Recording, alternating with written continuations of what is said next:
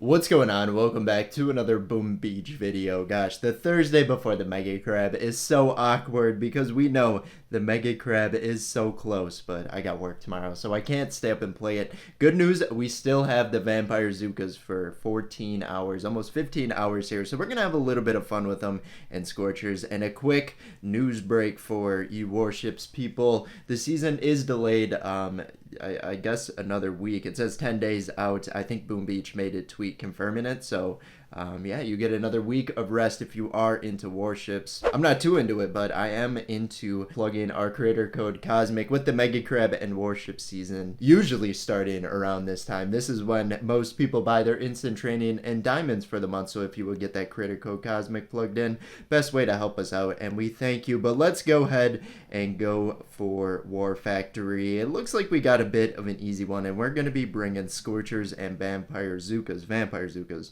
not Vampire Zookas. So Scorchers and regular Zookas, I've used it before, pretty good. Not like a super popular strat, but also not uncommon. I think using Vampire Zookas is actually a disservice because there's the point of the Zookas is they are the damage.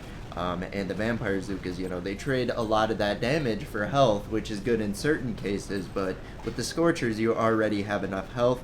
To counteract that, there is a Scorcher tribe boost for Scorcher damage, so the damage is really in the Scorchers today, even though the Zookas are probably doing a bit more, as you know, Scorchers are more known for their health rather than damage. If it was a health boost, then we would be unstoppable. It looks like we should be able to get this in one attack here, and then we can go bully some players. Or maybe I should save the players for when the Mega Crab... I guess it doesn't make sense really because the loot doesn't change. But I was going to say save players for when the Mega Crab starts, because that is when the loot will become greater. But I guess we would refresh bases and all that. So it looks like our first attack on the War Factory here will get us all of our thresholds, meaning we defeat the whole thing. There we go at 37, and it is just going up. We got our 5th, our 6th, and our 7th here in a second. A lot of buildings, always 150. There we go, 7 thresholds and 1 attack. I would say that is worth it. 5 Scorchers and 3 Vampire Zookas dead. All that loot, plus we got some proto tokens toward the Vampire Zooka upgrade, even though that was probably the only ones I really got this week. But now it's time to go and look for some player bases. We'll just go ahead, go for this one. If we're going to be picky today, it's going to be on the gold front. I'm sitting around 2 million gold, and I wish I had more because I guess once the Mega Crab starts, we'll get a lot of gold in return, but I just... It seems like I run out of gold more than the other resources. Well, I don't really use any other resources. But just when using Scorchers and a Proto Troop, if you lose a battle or something, you're going to be using a lot of your gold reserves. So that is my lot. But we're at like 2 million, so we shouldn't be too worried because I don't think we're going to lose this. We won't lose any battles today. Probably not. You never know. The number one thing that makes the Vampire Zookas weak, as I've learned throughout the week, are shield generators. Usually the Zookas just power through them, but we have the Vampire Zookas, which is a lot less damage, if I haven't said that 18 times already. A lot less damage, so it's kind of painful just wait. It's almost like attacking with all heavies and you're waiting for the heavies to take down the HQ. It's just slow and steady. With the other Zookas, you know, get a little bit more damage, but we have to use the Vampire Zookas. At 2.6 million gold, it looks like we'll get a few more 100,000 with this attack being. It looks like we're in the midst of someone who is trying to lose medals or is redesigning their base.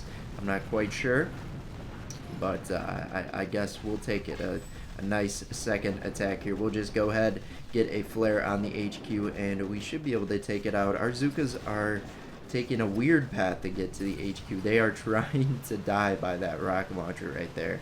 But it looks like we got a quick attack here that we lost 0 troops, I think 0. Unless we can hold 15 boats, 15 Zookas per boat. 15 boats per Zooka, you know.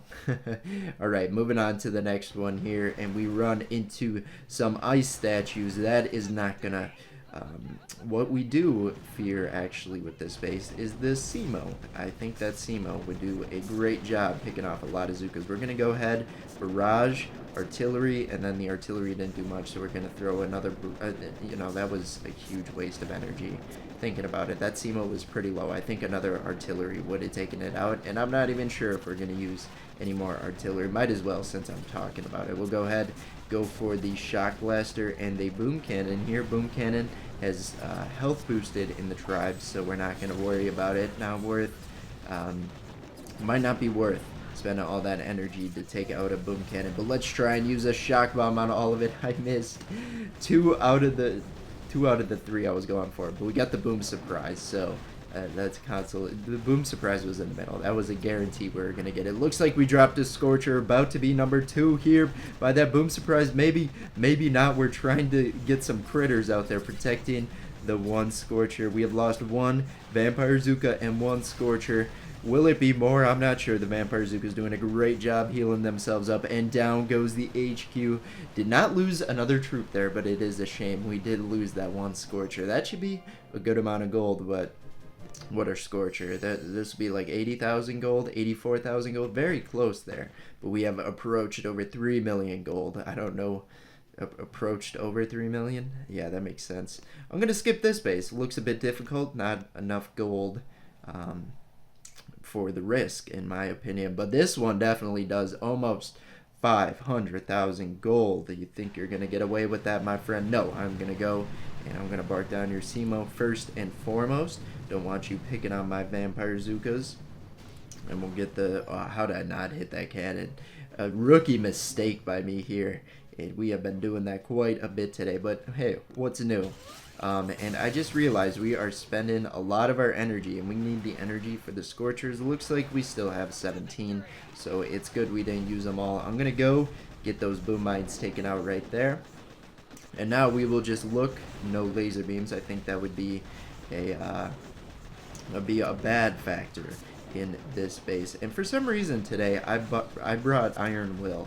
I actually know why, because I went and upgraded my cluster grenade. So when you upgrade an ability of brick, you actually go and switch the hero, and the last one I used a brick was Iron Will. But Iron Will's, you know, it's not bad. It's extra protection for our Vampire Zookas that already have a lot more health, and even the Scorchers, you know.